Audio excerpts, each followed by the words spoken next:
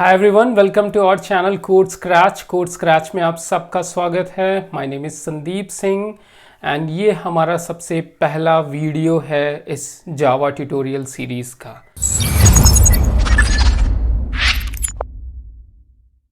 और इस वीडियो में हम ये आपको बताएंगे कि जावा किस टाइप की लैंग्वेज है, किन टाइप की एप्लीकेशंस आप इसके थ्रू बिल्ड कर सकते हो और different like JVM, JDK, JRE का क्या मतलब होता है और कैसे इंटरनली ये काम करता है। ओके, सो सबसे पहले मैं ये बताना चाहता हूँ कि जो जावा को जेम्स गोसलिंग ने डेवलप किया था, जावा प्रोग्रामिंग लैंग्वेज को, और ये एक ऑब्जेक्ट ओरिएंटेड प्रोग्रामिंग लैंग्वेज है। ऑब्जेक्ट ओरिएंटेड प्रोग्रामिंग लैंग्वेज का ये मतलब हुआ कि यहाँ पे जो चीज़ें हैं हम इनको एज अ ऑब्जेक्ट देखते हैं। जैसे एवरीथिंग जो होता है, कभी भी जब भी हम किसी बिहेवियर को कॉल करते हैं तो एक ऑब्जेक्ट के थ्रू उस बिहेवियर को कॉल करते हैं। और ऑब्जेक्ट ओरिएंटेड प्रोग्रामिंग कंसेप्ट्स के कुछ स्पेसिफिकेशंस होते हैं, कुछ प्रॉपर्टीज़ होती हैं, जैसे कि आपने सुना होगा अगर इनहेरिटेंस है, पॉलीमॉर्फिज्म है, एब्स्ट्रैक्शन है, एक्सेट्रा एंड ऑल।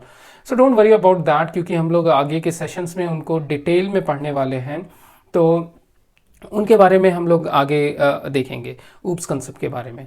तो जावा के बारे में अगर मैं बोलूं कि किन टाइप की एप्लीकेशंस हम बिल्ड कर सकते हैं, तो सबसे पहले मैं एक चीज़ बताऊंगा कि इसके थ्रू आप stand alone as well as web application दोनों बिल्ड कर सकते हो। तो अगर स्टैंड अलोन की बातें करें तो स्टैंड अलोन का एक बहुत ही बेसिक सा एग्जाम्पल है, जैसे कि आप कैलकुलेटर एप्लीकेशन ले लो। तो कैलकुलेटर एप्लीकेशन आपके सिस्टम में है, बट उसके लिए आपको किसी भी इंटरनेट की ज़रूरत नहीं है, किसी थर्ड पार्टी एप्लीकेशन की ज़रूरत नहीं है। बस आपने क्या किया, उसको डाउनलोड किया और इंस्टॉल कर लिया अपने सिस्टम में। मैं एक एग्जांपल दे रहा हूँ कि लाइक ए कैलकुलेटर, कि मान के चलो अगर आपका कैलकुलेटर एक एप्लीकेशन है, उसको आपने इंटरनेट के थ्रू डाउनलोड किया और अपने लोकल सिस्टम में क्या किया, उसको इंस्टॉल कर लिया, तो ये एक स्टैंड अलोन एप्लीकेशन हो गई।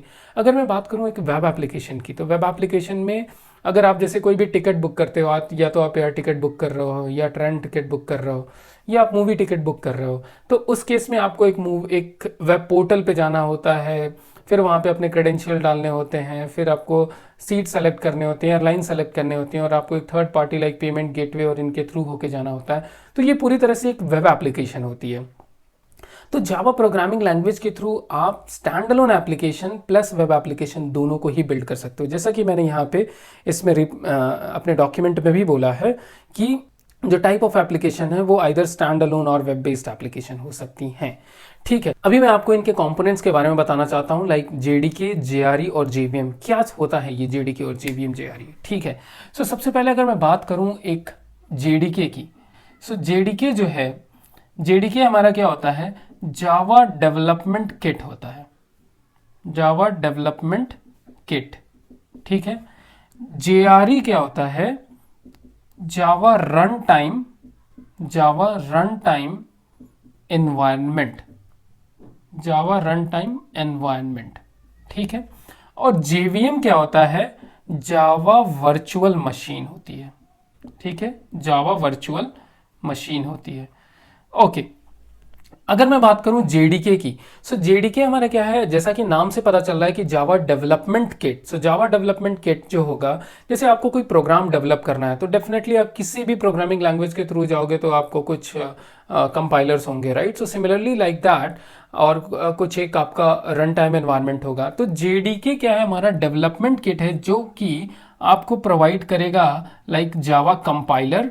ठीक है, जावा कंपाइलर, और आपको जावा यूटिलिटी प्रोवाइड करेगा जिसके थ्रू जो है आप अपने प्रोग्राम को रन कर सकते हो। ठीक है, JRE क्या है, जावा रन टाइम एनवायरनमेंट है, और इस जावा रन टाइम एनवायरनमेंट क्या करता है, JRE जो है आपको प्रोवाइड करता है एक वर्चुअल मशीन। ठीक है, और जिस वर्चुअल मशीन की बात मैं कर रहा हूं वो है वो JVM। तो JVM क्या है, JVM एक वर्चुअल मशीन है, ये कोई फिजिकली एग्जिस्ट नहीं करता बट एक वर्चुअल मशीन है जो कि आपके बाइट कोड को एग्जीक्यूट करता है। अभी जस्ट हम तुरंत अभी बाइट कोड के बारे में देखेंगे कि क्या होता है। अभी के लिए आप ये सोचो कि ये क्या करेगा, JRE जो होगा, JRE के अंदर JVM होगा, और JVM क्या करेगा, आपके बाइट कोड को एग्जीक्यूट करेगा। तो अगर मैं इसको एक्सप्लेन करूं एक उसके थ्रू, अगर ब्लॉक डायग्राम के थ्रू, तो लेट्स से अगर मैं इसको एक ब्लॉक डायग्राम के थ्रू अगर एक्सप्लेन करूं, तो मान के चलो ये एक बॉक्स है, और इस बॉक्स में आपका ये JRE है, ये JRE है, ये JDK है, और इसमें JVM है। ठीक है, इसमें जो है वो JVM है। और यहाँ पे हमारे कुछ टूल्स होंगे like Java C, Java and dev tool, कुछ डेव टूल्स होंगे एक्सेट्रा। ये इसको मैं मान के चलो ये एक हमारे अलग टूल्स हैं। तो अगर आप बात करोगे सिर्फ JVM की, अगर मैं बात करूं सिर्फ JVM की, तो JVM हमारा क्या है, वो ये है जो कि वर्चुअल मशीन है, जावा वर्चुअल मशीन है, जो कि एक आपको एक वर्चुअल मशीन प्रोवाइड करेगा जिसके थ्रू आप बाइट कोड को एग्जीक्यूट करा सकते हो। और अगर आप देखो, आपके पास दो ऑप्शन है, आइदर आप JRE इंस्टॉल कर लो या JDK इंस्टॉल करो। ठीक है, अगर आपको डेवलपमेंट नहीं करना है तो आप केवल JRE भी इंस्टॉल कर सकते हो, बट अगर आपको डेवलपमेंट करना है, कुछ प्रोग्राम लिखने हैं, कुछ आपको प्रोग्राम एग्जीक्यूट कराने हैं, कुछ बिजनेस लॉजिक आपको एग्जीक्यूट कराना है जावा प्रोग्रामिंग लैंग्वेज के थ्रू, तो आप क्या कर, आपको JDK इंस्टॉल करना पड़ेगा। अगर आप बाय डिफॉल्ट JDK इंस्टॉल करते हो तो उस केस में बाय डिफॉल्ट आपको JRE प्लस JVM और ये डेवलपमेंट टूल जो है वो आपको बाय डिफॉल्ट मिलेगा। बट अगर आप केवल JRE इंस्टॉल करते हो तो JRE इंस्टॉल करने के साथ साथ आपको केवल ये चीजें मिलेंगी और ये नहीं मिलेगा, जावा सी, जावा यूटिलिटीज आपको नहीं मिलेंगी। उस केस में आपको क्या मिलेगा, एक जावा रन टाइम एनवायरमेंट मिलेगा जो कि आपको JVM प्रोवाइड करेगा। तो ये डिफरेंस होता है JVM, JDK और JRE में। बहुत ही इंपॉर्टेंट इंटरव्यू क्वेश्चंस भी होते हैं, जैसे आप अगर किसी भी कंपनीज के लिए जाते हो तो एक बहुत ही बेसिक सा क्वेश्चन होता है कि भाई JVM, JDK, JRE में डिफरेंस क्या है, क्या मतलब होता है इन चीज़ों का। ठीक है, तो जैसा कि आपने यहाँ पे देखा, अगर मैं अपने डॉक्यूमेंट्स की बात करूँ तो इसमें जैसे कि JDK जो जावा डेवलपमेंट किट है, JRE हमारा रन टाइम एनवायरनमेंट है और JVM हमारा वर्चुअल मशीन है। ठीक है, अभी मैं एक और चीज़ें यहाँ पे आपको बताना चाहता हूँ कि ये JVM, JRE और JDK ये तीनों जो हैं, अगर मैं बात करूँ JVM, JDK और JRE ये तीनों जो हैं प्लेटफॉर्म डिपेंडेंट है, प्लेटफॉर्म डिपेंडेंट है। अब प्लेटफॉर्म डिपेंडेंट का मतलब क्या होता है? सो प्लेटफॉर्म डिपेंडेंट का मतलब ये होता है कि ये जो होंगे डिफरेंट ऑपरेटिंग सिस्टम के लिए ये डिफरेंट होंगे।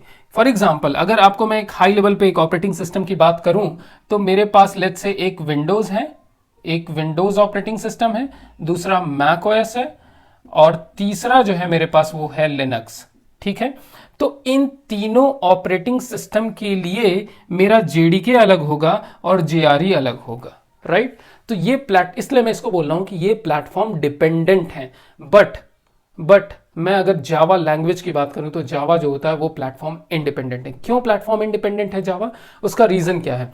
सो रीजन ये है, वो अब मैं आपको एक्सप्लेन करूंगा कि जावा क्यों प्लेटफॉर्म इंडिपेंडेंट है। और उसके लिए मैं आपको ये एक फ्लो के थ्रू बताऊंगा कि जब भी आप कोई भी प्रोग्राम एग्जीक्यूट करते हो, जब भी कोई प्रोग्राम आप लिखते हो और जब कंपाइलर के थ्रू पास होता है और एक मल्टीपल प्रोसेस के थ्रू पास होता है, जो फाइनल आपका जो एक बाइनरीज बनती हैं, वो बाइनरीज आप किसी भी प्लेटफॉर्म पे रन करो, आइदर आप लिनक्स, मैक ओएस और विंडोज, वो सेम एप्लीकेशन, वो हर एक वो बाइनरी आप किसी भी ऑपरेटिंग सिस्टम पे रन कर सकते हो। इसलिए मैं बोल रहा हूं कि जावा जो है वो प्लेटफॉर्म इंडिपेंडेंट है।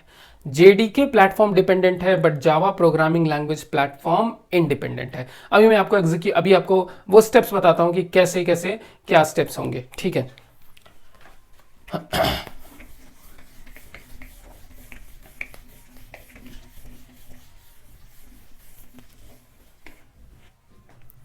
सो फॉर एग्जाम्पल अगर मैं बात करूं कि लेट्स से ये मेरा क्या है, एक जावा फाइल है। अब जब भी आप प्रोग्राम जावा में लिखते हो तो हमेशा जो उसका एक्सटेंशन होता है वो होता है डॉट जावा। तो लेट्स से अगर मान लो ये मेरा एक सैम्पल क्लास है और इसको मैंने दिया सैम्पल डॉट जावा। ठीक है, और ये क्लास होगा, मेरा क्लास होगा सैम्पल, और इसके अंदर क्या कहानी होगी वो मैं अभी डिस्कस नहीं करूंगा, उसको हम लोग बाद में डिस्कस करेंगे। तो ये क्या होगा, ये जो सारी चीजें, जो सारे स्टेप्स, जो सारे स्टेटमेंट, एक्सप्रेशन जो भी हम लिखेंगे, ये सारी चीजें वो जावा प्रोग्रामिंग लैंग्वेज को ध्यान में रख के लिखेंगे। जो प्रोग्राम हम करेंगे वो जावा लैंग्वेज के थ्रू करेंगे। और जब इस डॉट जावा फाइल को एक कंपाइलर के थ्रू पास करूंगा, अगर मैं बोलूं ये मेरा कंपाइलर, अगर मैं बोलूं कंपाइलर, तो मेरा जो कंपाइलर है, तो ये कंपाइलर जो है वो है मेरा जावा सी। अगर इस कंपाइलर के थ्रू अगर इस डॉट जावा को कंपाइल कराया जाए तो ये मेरे को मिलेगा यहां पे एक डॉट क्लास फाइल, राइट ये मिलेगा एक डॉट क्लास फाइल। अगर मैं आपको यहां पे दिखाऊं तो वही मैंने लिखा है, क्या लिखा है कि एक जावा सोर्स कोड होगा जो कि डॉट जावा फाइल होगी और उसको जावा सी कंपाइलर के थ्रू आप कंपाइल कराओगे, देन आपको मिलेगा बाइट कोड और वो होगा डॉट क्लास फाइल। आप देख सकते हो इसमें डॉट क्लास फाइल, और ये जो है नॉन एग्जीक्यूटेबल कोड है, राइट। अब जो है, अब हम क्या करेंगे, इस डॉट क्लास फाइल को हम जो है जेवीएम को पास करेंगे, ठीक है। अब इसको हम जेवीएम को पास करेंगे। अब मैं एक बात बताना चाहता हूं आपको कि ये जो जेवीएम होगा ये मैक ओएस के लिए डिफरेंट होगा, विंडोज के लिए डिफरेंट होगा, लिनक्स के लिए डिफरेंट होगा। ये तीनों ऑपरेटिंग सिस्टम के लिए ये जो जेवीएम होगा वो डिफरेंट होगा, ठीक है। जैसा कि मैंने आपको बताया है कि ये जो जेवीएम है ये आप देख सकते हो यहाँ पे कि विंडोज, मैक और यूनिक्स और लिनक्स बेस्ड सिस्टम के लिए क्या है, ये डिफरेंट है। अब जो मैक जेवीएम है वो क्या करता है, वो एक इंटरप्रेटर है, वो एक इंटरप्रेटर है। जेवीएम जैसा कि मैंने बोला वो एक इंटरप्रेटर होगा जो कि आपके बाइट कोड को एग्जीक्यूट करेगा, ठीक है। और ये डॉट क्लास फाइल है और इस डॉट क्लास फाइल में है क्या, बाइट कोड है, करेक्ट। इस डॉट क्लास फाइल में आपका बाइट कोड है। अब जब इस बाइट कोड को आप जेवीएम के थ्रू पास करोगे तो जेवीएम इसको एग्जीक्यूट करके और इसको फाइनली मशीन कोड में चेंज करेगा। किस में चेंज करेगा, मशीन कोड। और ये मेरा फाइनल जो है आउटपुट आया मशीन कोड, यही मेरा फाइनल आउटपुट। ये किसी भी प्लेटफॉर्म पर रन कर सकता है। अगर मैं बोलूं ये इस मशीन कोड को अगर मैं विंडोज में ले जाऊं तो विंडोज में भी रन करेगा, मैक ओएस में ले जाऊं मैक ओएस में भी रन करेगा, लिनक्स मशीन में ले जाऊं तो लिनक्स मशीन में भी रन करेगा। तो ये हर जगह रन करेगा। बट ये जो जेवीएम है, जो जेवीएम का जो रोल है वो क्या है, प्लेटफॉर्म डिपेंडेंट है। इसलिए मैं बोल रहा हूं कि जेवीएम जो है प्लेटफॉर्म डिपेंडेंट है, बट जो ये मशीन कोड जो बन के आई है इस प्लेटफॉर्म के थ्रू, लेट्स से अगर मैं मैक ओएस यूज कर रहा हूं तो मेरे पास मैंने एक सैम्पल डॉट जावा फाइल लिखा, उसको एक जेडीके के अंदर जो यूटिलिटीज हैं वो जावा सी जो डेव टूल है उनके थ्रू मैंने उसको कंपाइल किया, और जब कंपाइल किया तो मेरे को वो डॉट क्लास फाइल मिला, और वो dot class file is nothing but वो क्या है, बाइट कोड है। और उस बाइट कोड को जब मैं मैक ओएस के जेवीएम में पास किया हूं तो मेरे को क्या मिला, फाइनली मशीन कोड मिला। और इस मशीन कोड को मैं ले जाके किसी भी ऑपरेटिंग सिस्टम पे मैं इसको एग्जीक्यूट करा सकता हूं। इसलिए मैं बोल रहा हूं कि जो जावा जो है वो प्लेटफॉर्म इंडिपेंडेंट है, बट जेवीएम, जेडीके, जेआरई जो है वो प्लेटफॉर्म डिपेंडेंट है, but Java is platform independent. इसलिए जावा को हम लोग बोलते हैं राइट वंस रन एनीवेयर, ठीक है। अगर आप ये देखोगे तो ये सारी चीजें हो गई। तो अब आई होप कि आपको ये चीज़ें समझ में आई होंगी कि जावा किस टाइप की लैंग्वेज है। एक बार मैं रिकैप करता हूं उनका। तो जावा क्या है, आपका ऑब्जेक्ट ओरिएंटेड प्रोग्रामिंग लैंग्वेज है, ठीक है, और जिसके ऊप्स के फीचर्स को फॉलो करता है। दूसरी बातें क्या है कि आप जावा के थ्रू आप stand alone application, web application, concurrent application, जो कि कंकरेंट का मतलब मल्टी थ्रेडेड एप्लीकेशंस आप बिल्ड कर सकते हो, जो कि आगे के सेशंस में हम देखने वाले हैं, क्योंकि कंकरेंसी का हमारा पूरा एक मॉड्यूल होने वाला है। इस ट्यूटोरियल का बहुत ही इंपॉर्टेंट पार्ट होना है, क्योंकि कंकरेंसी और मल्टी थ्रेडिंग बहुत ही इंपॉर्टेंट टॉपिक है जावा के अंदर। तो आप कंकरेंट एप्लीकेशन भी बिल्ड कर सकते हो। और फिर हमने ये देखा कि जेवीएम, जेडीके, जेआरई का क्या मतलब होता है, वो क्यों प्लेटफॉर्म डिपेंडेंट है और क्या डिफरेंस है तीनों में। फिर हमने देखा कि जावा क्यों प्लेटफॉर्म इंडिपेंडेंट है। सो आई होप कि आपको ये वीडियो पसंद आया होगा, आपको समझ में आया होगा। So if you like it, please do subscribe our channel. Thanks for watching.